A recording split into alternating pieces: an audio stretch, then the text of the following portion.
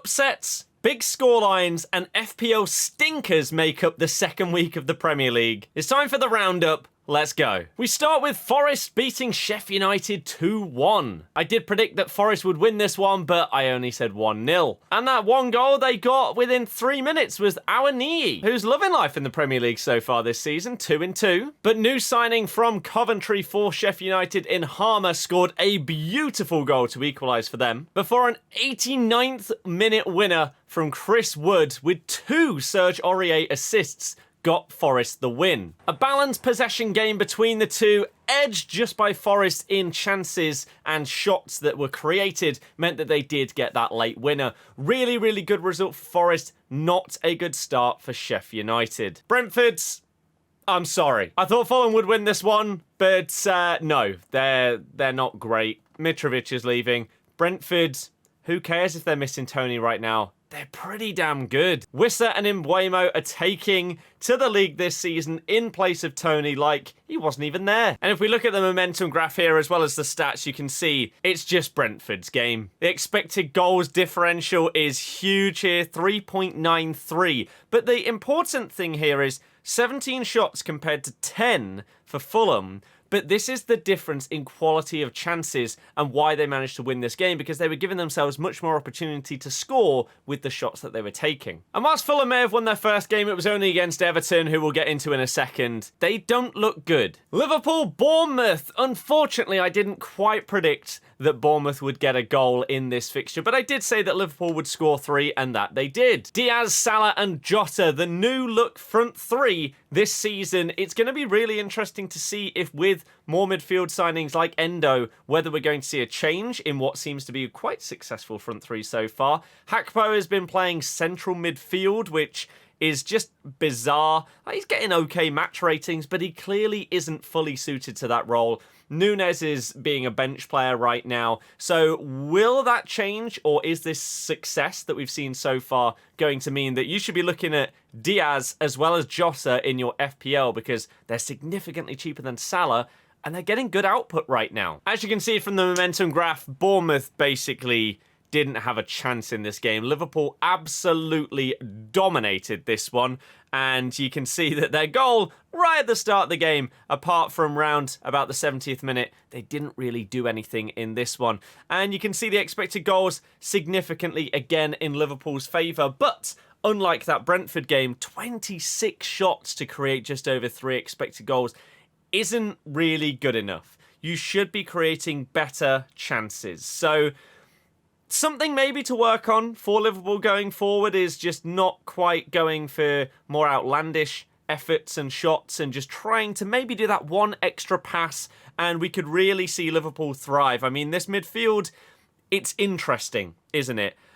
I wouldn't be too surprised if we see Endo coming in for Hakpo going further forward. However, Alexis McAllister got a red card in this game, which controversial to say the least. 2 players going for the ball, one gets it just before and the other one's foot is slightly high. I think it will probably get overturned. As of this moment right now, we don't know whether it will be, but it really wouldn't surprise me. So if it doesn't, then maybe Gakpo will still play in this role and we'll get Endo coming in into the midfield. You do also have other players that have not really featured so far yet for Liverpool this season in midfield that could maybe get some minutes. I was close with my prediction in this one. I said Brighton would win 4-1 against Wolves because I was happy with what I saw with Wolves in their first game against Man United. They were unlucky with the non-penalty at the end. Brighton did look good in their opener as well.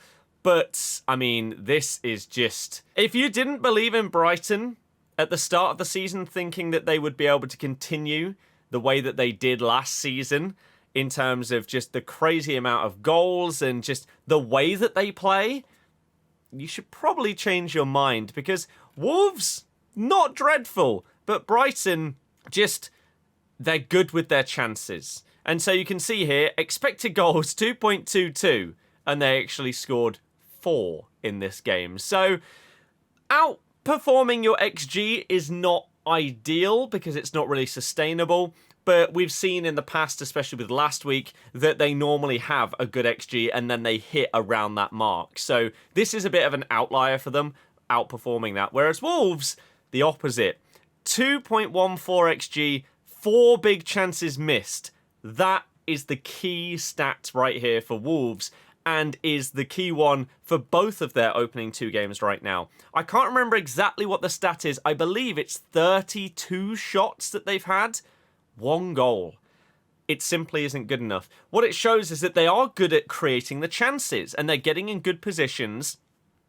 And you're seeing this midfield creating nice passages of play and getting it to these forward players. Matheus Cunha has looked really lively so far, but just nowhere near clinical enough. And if Wolves are going to succeed in staying up this season, they look like their system could be good enough to do so, but they need that clinical edge. Otherwise, they're going to keep falling down the table. And as it stands right now, if you look at it right here, they are 19th. Only worsened by Everton because they've conceded less goals. Big one up next was Tottenham against Manchester United. I thought that this would be a 2-2 draw, just like Spurs' opening game, but no. Tottenham come away with a 2-0 victory with goals by Sarr and an own goal by Lisandro Martinez. It eventually went down to Bissouma, having a really solid start to the season. Not really getting into things properly last year, but maybe he just took a bit of time to adapt and is now looking like a much better midfielder in this new system for Spurs. We've got Richarlison, Madders, Son and Kulusevski as the front 4.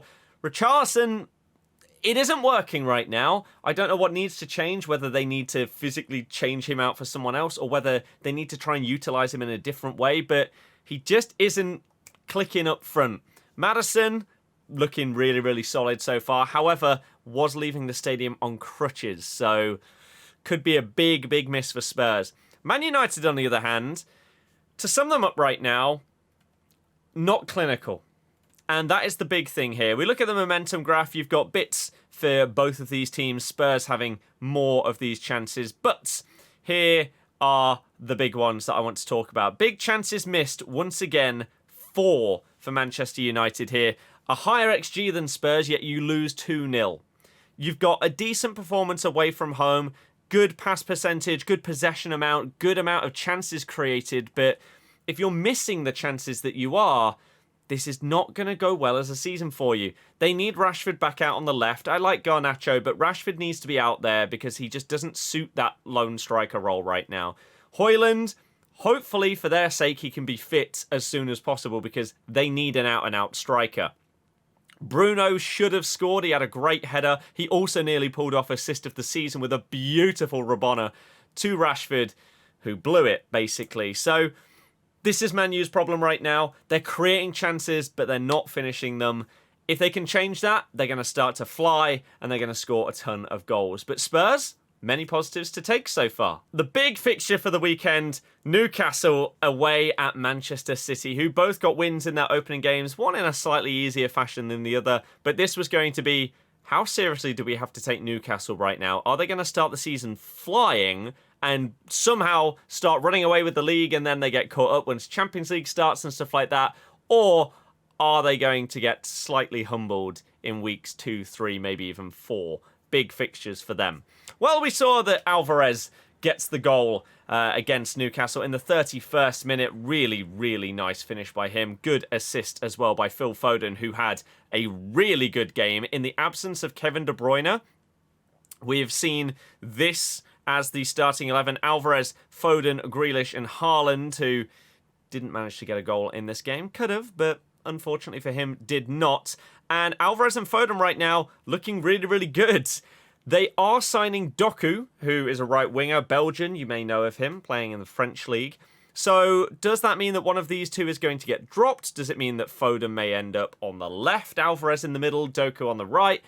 We'll have to wait and see. Pep Roulette for Fantasy is back once again with this new signing. You've obviously got Bernardo, who can slot in as well. But Foden, is this finally going to be the year where, potentially due to this KDB injury, obviously he's a bit older now, potentially 4-month long injury, that could be massive for his career. He might not get back to the level that he has been at after this injury. So this could be the year finally where we see Foden step up and go from being this overhyped wonder kid to he is the real deal. He is the one making things tick and making Man City the team that we all know that they can be this season. Here are the momentum graphs and the stats. Man City with more chances and opportunities in this game. Not the most thrilling in terms of shots and big chances and stuff like that. As I say, the Alvarez goal, I mean, 0.11 XG right there. It was a banger from just inside the box, as you can see right here. But 1 to 0.29, it was always going to be a little bit cagey for Newcastle because they weren't going to come out and try and go just gung-ho away at the Etihad, because you can't do that, you will get punished. But not creating anywhere near as much as they did against Villa, unsurprisingly. I think it's just an expected result. I said 2-1 to Man City, so this is pretty much how I saw things going. I thought it might be a little bit more open than it was, but was not to be. I was 1 goal away in this one. I said Aston Villa would beat Everton 3-0, and they beat them 4-0. There's really not much to say here, other than Everton are terrible right now. Calvert-Lewin has been injured again, because that's what he does, but that wasn't even the worst part of this game. You had a couple of goals that were conceded due to throw-ins. One of them, Michael Keane, what was he doing with his control? And the other one, Ashley Young, what's he doing with his throw-in? They just look like an absolute mess.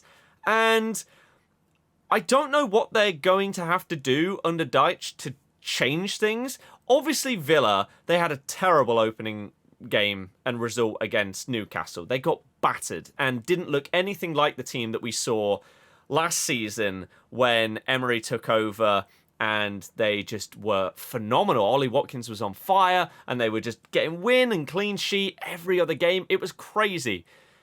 This was more like it, but partially because Everton just poor. I mean, we look at the stats, they didn't even have 1 expected goal. Villa have 3 right here.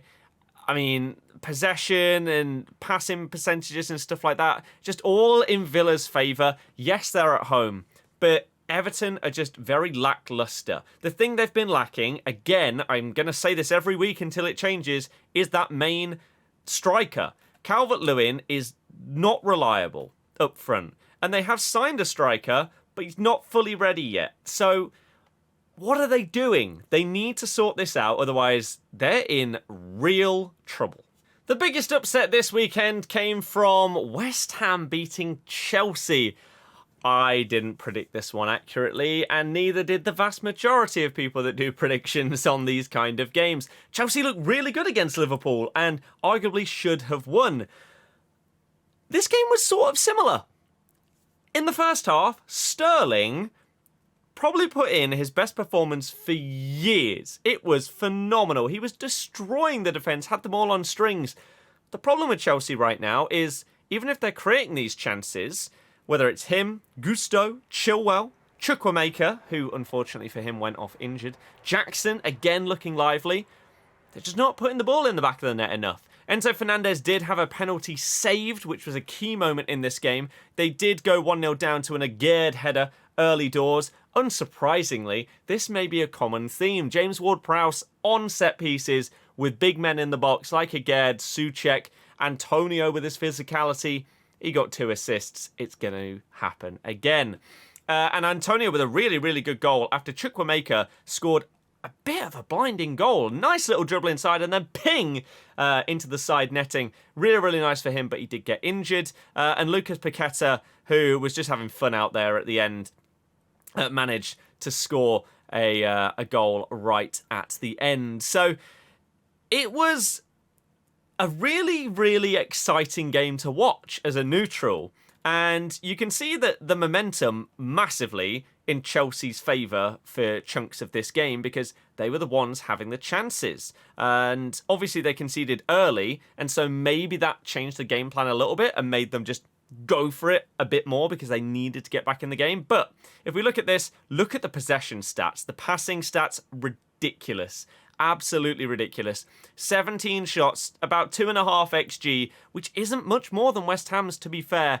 But obviously, they did have a penalty, which boosts it up by 0.8, as you can see here. So, about 1 XG, and then that penalty. Although, actually, no, saying that, Chelsea had one too. Never mind. It was even. So, Just not clinical enough. Similar to Man United right now. Wolves. These teams, they're doing okay. They're getting in good areas, they're creating chances, but they're just not finishing them. So we need to see more clinical striking from Chelsea, and they'll be fine this season. They'll probably push for top 4, if not then top 6.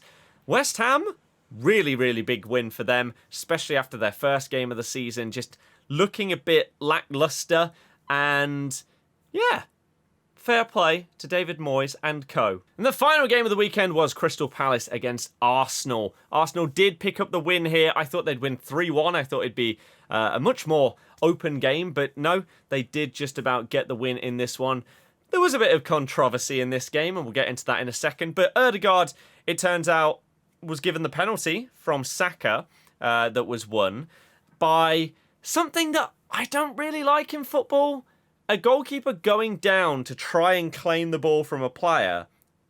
And whilst he doesn't get the ball, the player basically, as long as you get a touch away from a goalkeeper, it's a foul.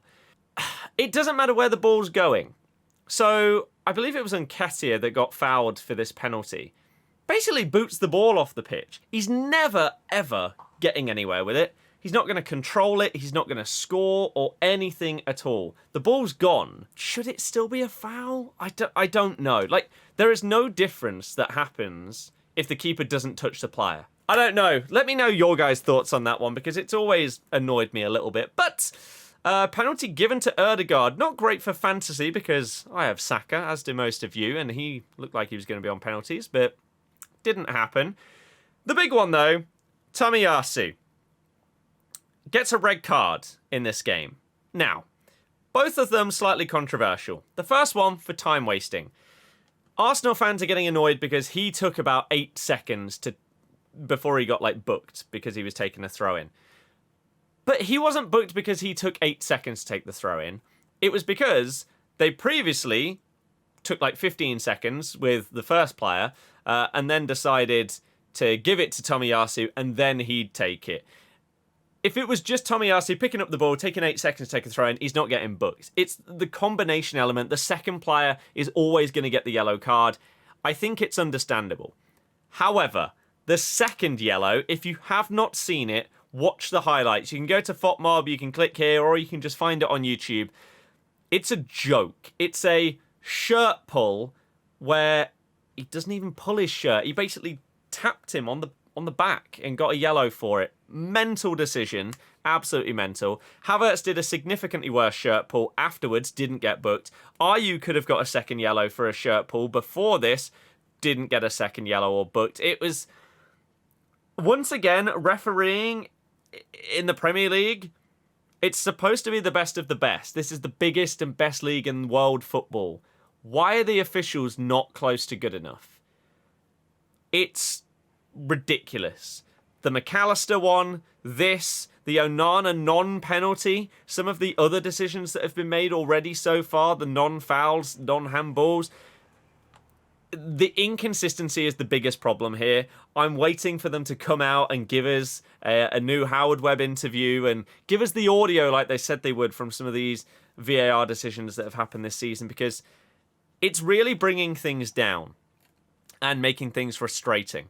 You can see here, Arsenal massively on top, the red card happens, and boom. Palace just have control for the rest of the game, and just about Arsenal managed to see the game out. You can see the stats right here, and still, by the end of it, everything's still in Arsenal's favour, but Palace having those chances at the end really could have changed things due to just a poor referee decision. So let me know your thoughts on this game week set of matches.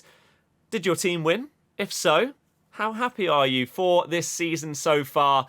As a Leicester fan, we're obviously not in the Prem, but we're winning all our games. We're smashing it. So I'm happy. Hopefully you are too. If you enjoyed the video, thumb it up, subscribe. I'll see you guys next time. Bye-bye.